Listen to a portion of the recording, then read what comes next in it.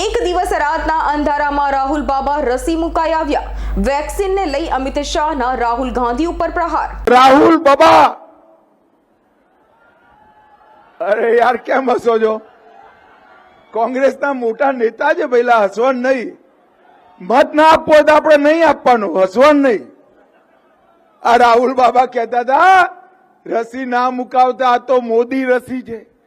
એ તો સારું છે, વલસાડ વાળાએ એમનું ન્યા સાંભળ્યું અને બધાએ રસી મુકાઈ દીધી.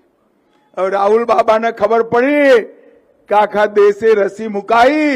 એક દિવસ રાતના અંધારામાં ભાઈ બેન બે જઈ રસી મુકાઈ આવ્યા. બોલો, અરે રાહુલ બાબા શરમ કરો, શરમ કરો.